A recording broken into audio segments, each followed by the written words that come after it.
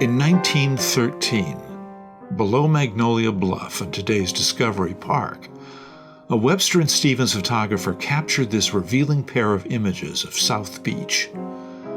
In the northwesterly view, gleaming West Point Lighthouse anchors a sandspit known to the Duwamish as Perco dus Chule, or thrusts far out. Early mariners knew the peninsula as Sandy Point and welcomed installation of the lighthouse in 1881, the first on Puget Sound, to warn of the hazardous shoal at the north end of Elliott Bay, site of many shipwrecks. The lighthouse compound was accessible only by water until the arrival of the Army at nearby Fort Lawton in 1900, when a steep dirt road was cut from the top of the bluff down to the shoreline. Even then, lighthouse keepers and their assistants led an envied, if isolated, existence.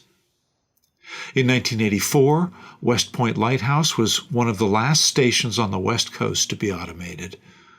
Owned and operated by Seattle Park since 2004, its beacon continues to guide sailors safely home. But what of nearby 300-foot Magnolia Bluff, lined with native madrona trees? Theories abound as to its misnaming. Most likely Navy Captain George Davidson erred during his 1856 survey of Puget Sound, confusing one broad-leaved evergreen for another. The beach itself also invites puzzlement. Aside from the absence of color, little seems to distinguish then from now. But Port Townsend oceanographer and coastal hazards specialist Ian Miller begs to differ. It's hard to express how excited I am by these 110-year-old photos, he says.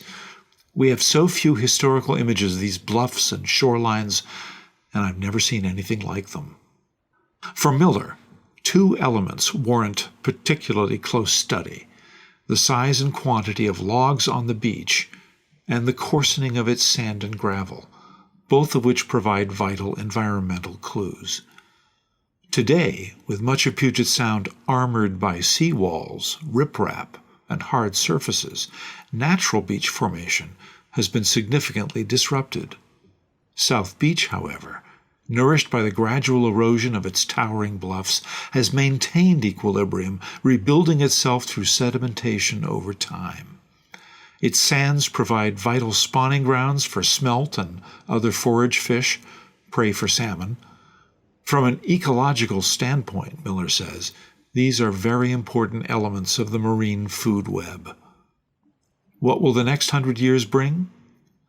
As sea levels continue to rise, Miller says, this section of beach may provide a microcosm for Puget Sound restoration. In other words, reducing coastal armor and allowing resilient shorelines to erode and rebuild naturally may be the wave of the future. In our first then photograph, looking southeast along South Beach, much of the bluff remains undeveloped. Huge logs adorn the shoreline, likely products of a booming timber industry in 1913. In our second then photo, looking northwest in 1913, the lighthouse compound stands sentinel on a sandspit, named West Point by U.S. Naval Lieutenant Charles T. Wilkes in 1841. The photographer in the photo is a rare addition to the scene. In our first now photo, the sand and gravel beach offers a popular hike on a bright winter's day. In our second now photo, the same view today from an approximated location. Ian Miller estimates that the bluffs have receded 25 to 50 feet over the past 110 years. In our third now photo, the West Point Lighthouse, encircled by riprap, stands 23 feet tall above the beach.